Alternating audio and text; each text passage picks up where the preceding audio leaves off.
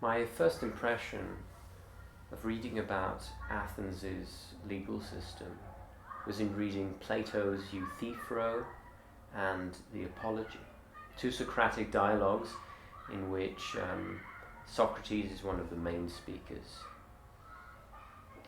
And from those, I didn't quite understand what the advantages or disadvantages might be of those two legal systems. I had a kind of a detached view because I knew I couldn't just understand and glean from the fact that Socrates was prosecuted or the fact that he was judged guilty. And in the next dialogue, in the Crito, you get to see how he reacts to it himself. From that, I couldn't really say or tell whether this was a good or bad legal system on its own. The cultural bias is to condemn the legal system. It's to condemn what happened to Socrates, what happened, to this dissident that had much better ideas than anyone else in the city, and he was just persecuted. And we're supposed to be reading the Apology of Plato and not reading the Apology of Xenophon. No, we're supposed to be reading the Apology of Plato or Xenophon or the trial of Socrates in the light of ideas surrounding how we should treat dissidents, and that it's bad the way we treated Socrates. How we should treat that Socrates, in fact, was kind of a Galileo figure. In fact, there's this popular myth that Galileo himself was poisoned, and a lot of, even I, 2 years ago, I thought, I have never looked it up, but I thought I'd heard from people that Galileo had been poisoned, that Galileo had been killed by the Catholic Church, put in prison, and so on. And we conflate these two figures. We conflate Socrates and Galileo precisely because for us, culturally, they are these two figures of dissidents that have fought against their culture.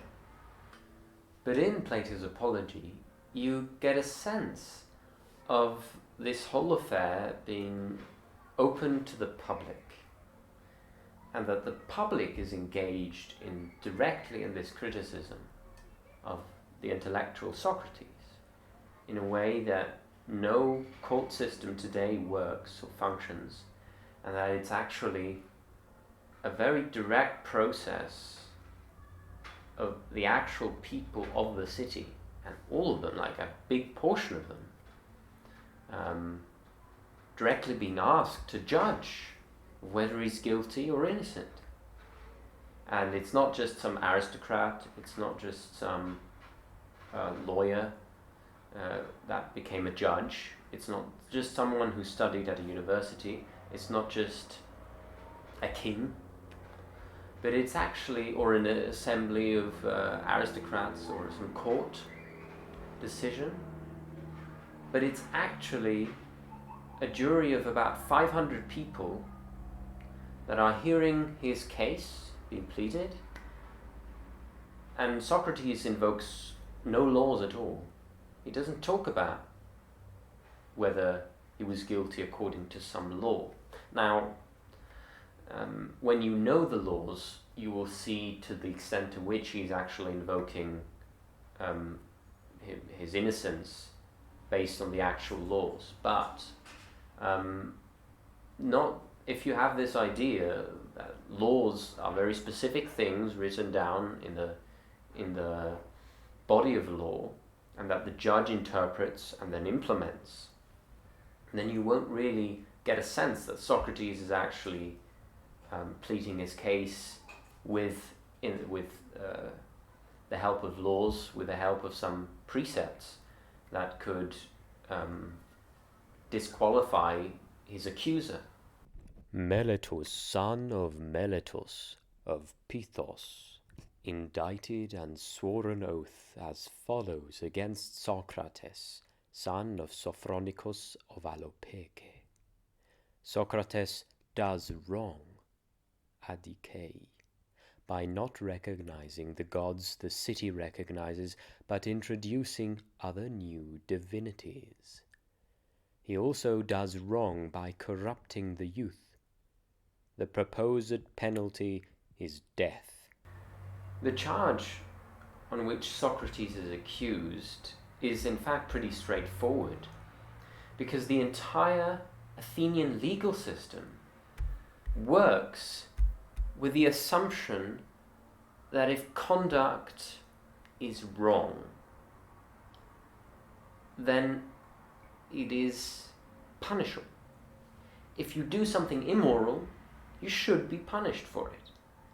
And who is to decide if that punishment is just, if what you did actually deserves to be punished, or if what you did actually is illegal?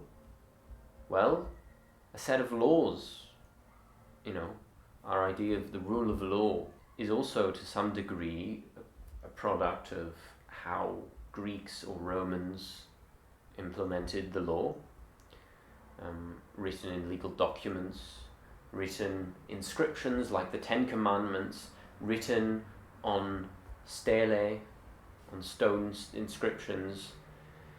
Only that in ancient Greece, in Athens, and in different other cities, they were put in the marketplace, or in places for everyone to see, and for everyone to read and interpret.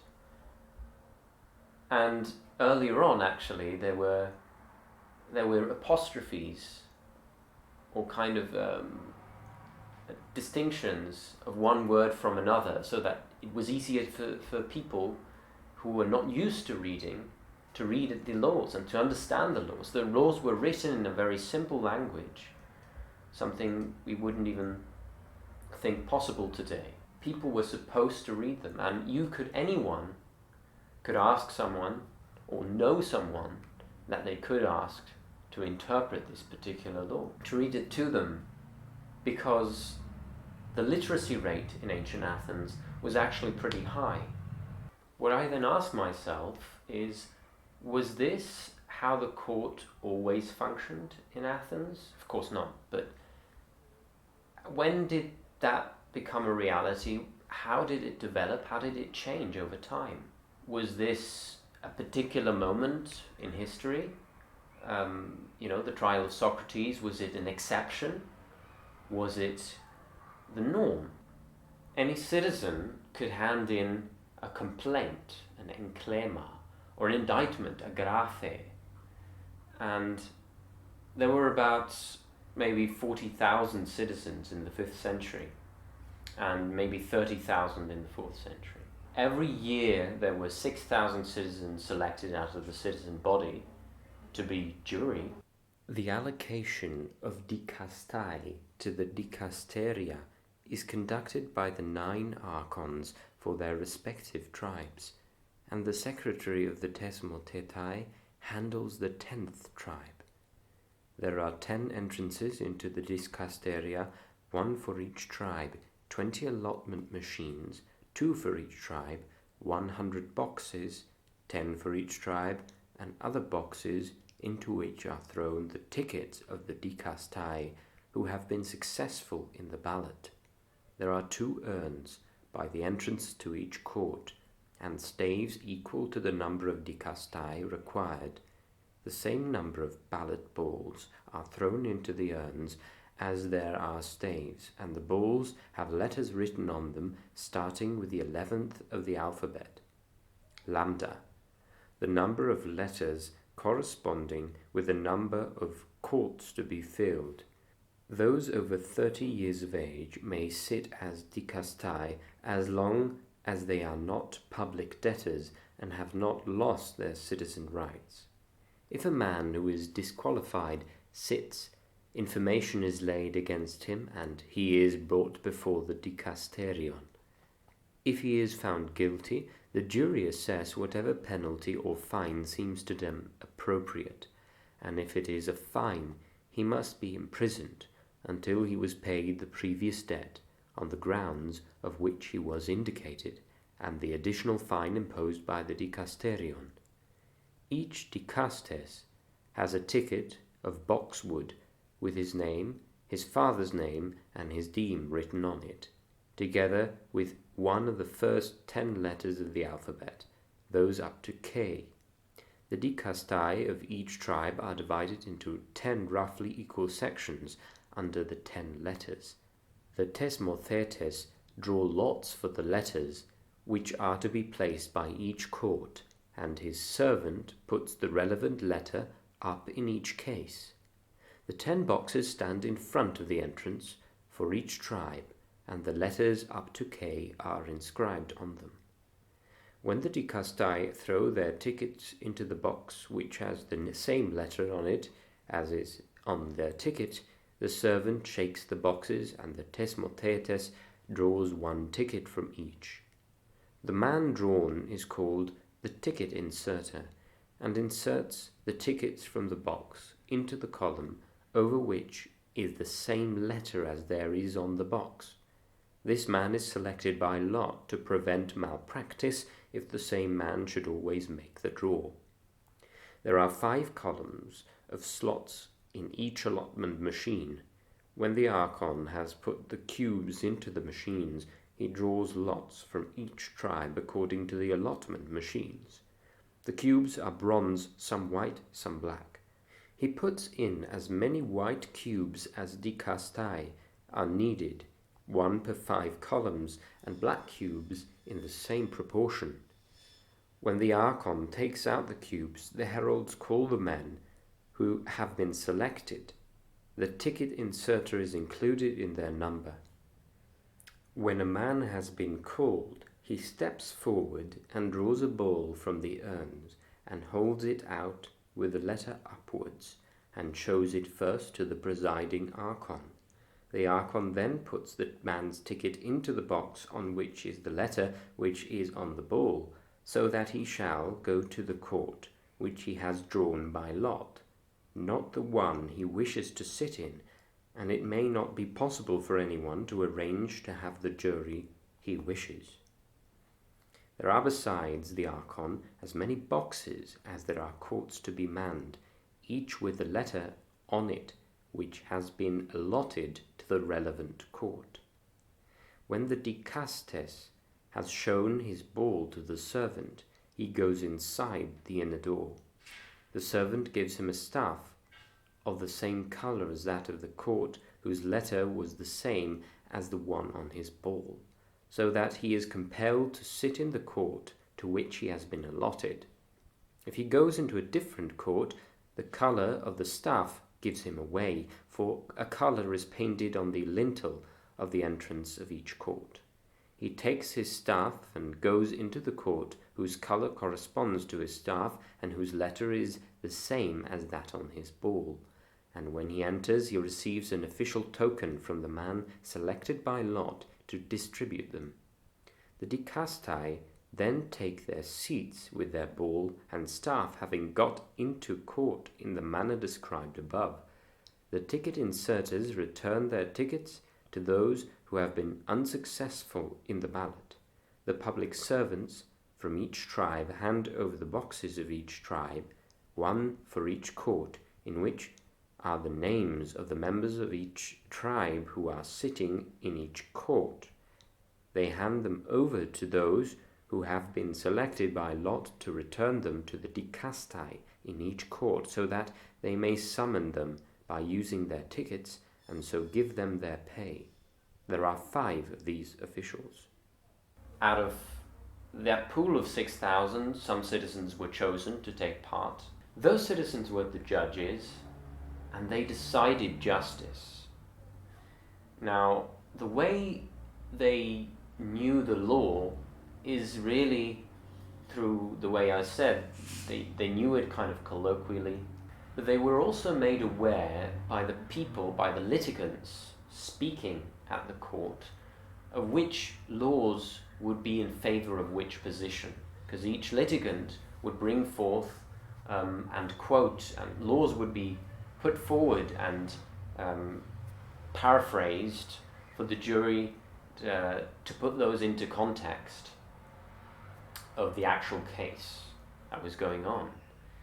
And the case was then judged quite directly based on what the litigants had said, and not by studying the law and trying to implement exactly what the law was saying, but by having the speeches counterposed, juxtaposed, and then deciding on which would be more just.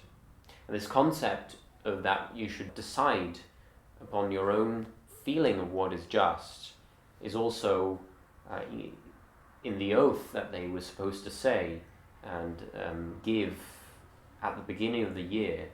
I will cast my vote according to the laws and decrees of the Athenian people, and concerning matters about which there are no laws, I will cast my vote, according to my most just understanding. Gnome te dikaiotate. And I will listen to both the prosecution and the defense impartially, homoios. And I will cast my vote concerning the issue concerning which the prosecution concerns.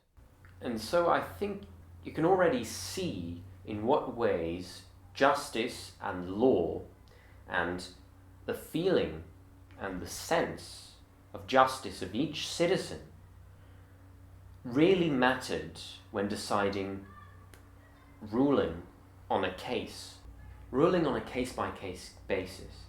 So you would have precedents, you would have cases where people remembered what a previous decision was and then tried to kind of rule this case, and the arguments would invoke the previous cases, and they would rule this case based on previous experience, or also based on future, warnings on what could happen if you rule this or this way in future cases. Litigants that were speaking also had to be very responsive to the jury and also to the crowd beyond the jury that was sometimes listening in for more important cases, for example, like the trial of Socrates. Because the jury was selected by lot. You couldn't really predict who would be on the jury. You couldn't have your friend on the jury because you were the litigant trying to plead your case. The litigants had to speak to the issue, eisto pragma, and this is distinguished by Gagarin as a procedural law from the non-procedural laws, the conventional laws that were written down, by the fact that often these procedural laws were not written down. If you wanted to pass a new law, similarly, like we have laws that should be replaced, and when they are replaced, the old ones should be removed. In ancient Greece, this was a very entrenched practice that you had multiple laws, if they contradicted with this new law, that had to be removed completely from the corpus of law.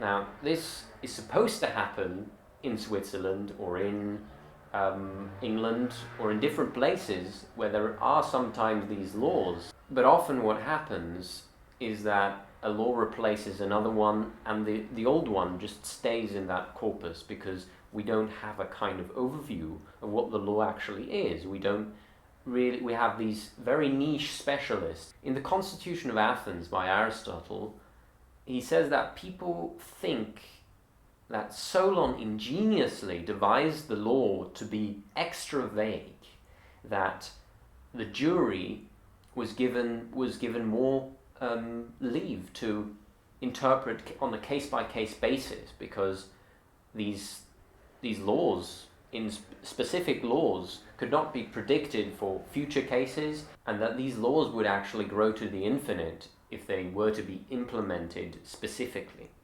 In the ancient citizen state of Athens, virtually any matter could become a legal issue. Xenophon the orator, or Xenophon, pseudo-Xenophon, writes that they handle more public and private lawsuits and judicial investigations than the whole rest of mankind. In our culture, the popularity of the Greeks has nothing to do with the historical reality that we can get from these ancient texts, or what we could learn from the history. It is pretty depressing to me that people, when they think of what the Greeks could possibly teach us about justice, they think of Plato's Republic, because it's the most famous work. In Plato's Republic, you have these three castes. You have the philosopher kings, you have the soldier class, and then you have all the laborers and the workers and the slaves and so on. Justice to Plato, according to Popper, is that relative to that caste system, you are in your rightful place. And temperance is to know your place.